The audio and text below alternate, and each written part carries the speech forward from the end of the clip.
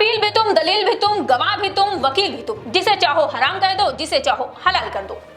यही सवाल आज पूरे देश के सामने खड़ा हो गया है। राम मंदिर केवल पत्थरों से बनी इमारत नहीं है, ये करोड़ों लोगों की श्रद्धा, विश्वास और आस्था का प्रतीक है, वर्षों से संघर्ष का प्रतीक है।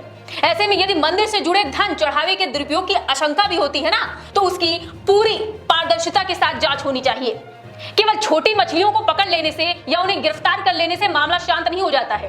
दोषी चाहे जितने प्रभावशाली, चाहे जितने ताकतवर क्यों न हो, कानून उनके दरवाजे तक पहुंचना चाहिए, क्योंकि ये केवल धन का मामला नहीं है, ये देश की आस्था, विश्वास और न्याय की पारदर्शिता का मामला है। क्या 140 करोड़ भारतीयों की आस्था का सवाल किसी राजनीतिक दल, किसी संगठन या किसी व्यक्ति से बड़ा हो गया है? यहाँ किसी को बचाने या फंसाने की नहीं, बल्कि सच सामने लाने की जरूरत है। अगर आरोप झूठे हैं तो देश को स्पष्ट प्रमाण के साथ बताया जाए, लेकिन यदि आरोपों में सच्चाई होती है तो फिर कार्यवाही का दायरा केवल छोटे कर्मचारियों तक सीमित नहीं रहना चाहिए। मर्यादा पुरुषोत्तम प्रभु श्री राम न्याय, सत्य और धर्म के प्रतीक है।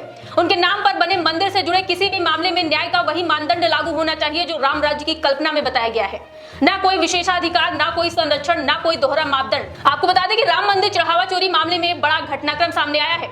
इस मामले में गिरफ्तार किए गए सभी 8 आरोपियों को अदालत ने न्यायिक हिरासत में भेज दिया है। फिलहाल आरोपियों को राहत नहीं मिल रही है और अब वे अगले आदेश तक जेल में ही रहेंगे। दूसरी तरफ इस मामले ने कानूनी, राजनीतिक और सामाजिक स्तर पर भी नई बहस छेड़ दी है। अयोध्या के वकीलों ने आरोपियों का मुकदमा न लड़ने का फैसला लिया है, जबकि सीबीआई जांच की मांग को लेकर मामला सुप्रीम कोर्ट तक पहुंच चुका है। जांच आगे बढ़ने पर पुलिस ने 8 लोगों को गिरफ्तार कर लिया। अदालत में पेशी के दौरान पुलिस ने आरोपियों को रिमांड पर लेने की मांग की है और उन्हें न्यायिक हिरासत में भेज दिया है। सुरक्षा कारणों को देखते हुए आरोपियों की पेशी वीडियो कॉन्फ्रेंसिंग के जरिए कराई गई है। अदालत ने सभी आरोपियों को 14 दिन की न्यायिक हिरासत में जेल भेजने का आदेश दिया है। मामले की अगली सुनवाई 13 जुलाई को निर्धारित की गई है। हालांकि पुलिस ने फिलहाल रिमांड नहीं मांगा है, लेकिन जांच एजेंसियां लगातार साक्ष्य जुटाने में लगी हुई हैं। जानकारी के अनुसार पुलिस ने सोमवार सुबह अयोध्या धाम स्थित सीबीआई शाखा पहुंचकर आरोपियों के बैंक खातों की जांच शुरू की।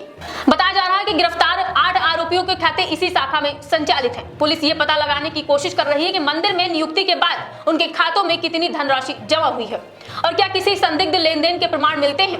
बैंक के 2 कर्मचारियों को भी नोटिस जारी कर दिया गया है। इस बीच ये मामला सुप्रीम कोर्ट तक पहुंच गया है। वकील अनूप अवस्थी ने मामले की सीबीआई जांच की मांग करते हुए याचिका खारिज कर दी है। हालांकि सुप्रीम कोर्ट ने तत्काल सुनवाई से इनकार करते हुए कहा है कि मामले को नियमित प्रक्रिया के तहत ही सुना जाएगा। अदालत ने छुट्टियों के बाद सुनवाई का संकेत दिया है और जल्दबाजी में सुनवाई की मांग स्वीकार नहीं की। उधर अयोध्या के वकीलों ने भी इस मामले को लेकर बड़ा रुख अपनाया है। फैजाबाद बार एसोसिएशन से जुड़े अधिवक्ताओं की एक अहम बैठक में यह निर्णय लिया गया कि कोई भी वकील आरोपियों का मुकदमा नहीं लड़ेगा।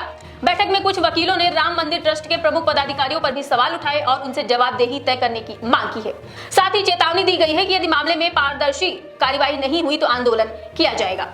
अगर गिरफ्तार आरोपियों की भूमिका की बात करें तो पुलिस जांच में कई नाम सामने आए हैं। मुख्य आरोपी रामशंकर यादव उर्फ टीनू यादव को माना जा रहा है। बताया जा रहा है कि वो लंबे समय से मंदिर अवस्था से जुड़ा हुआ था और प्रभावशाली लोगों के करीब माना जा रहा था। दूसरा प्रमुख नाम अनुकल्प मिश्रा का है, जो मंदिर में आने वाले नगद चढ़ावे की गिनती और रिकॉर्ड से जुड़े कार्यों में शामिल था। पुलिस ने उसे कथित गबन का मास्टरमाइंड मान रही है।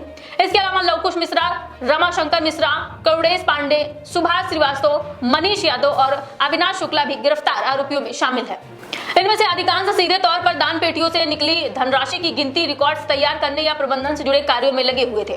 पुलिस का मानना है कि ये कोई अकेली घटना नहीं है, बल्कि सुनियोजित तरीके से लंबे समय तक चलने वाला नेटवर्क हो सकता है। हालांकि अंतिम निष्कर्ष जांच पूरी होने के बाद ही सामने आएगा। जांच के दौरान पुलिस ने आरोपियों के घरों पर छापेमारी भी की। रामशंकर यादव उर्फ टीनू यादव के घर से निवेश संबंधी दस्तावेज, आभूषण और नकदी बरामद होने की बात सामने आई है। वहीं आरोपी अनुकल्प मिश्रा के घर से एक महत्वपूर्ण डायरी मिली है। पुलिस को उम्मीद है कि इस डायरी से लेन देन और कथित गबन से जुड़े महत्वपूर्ण सुराग मिल सकते हैं।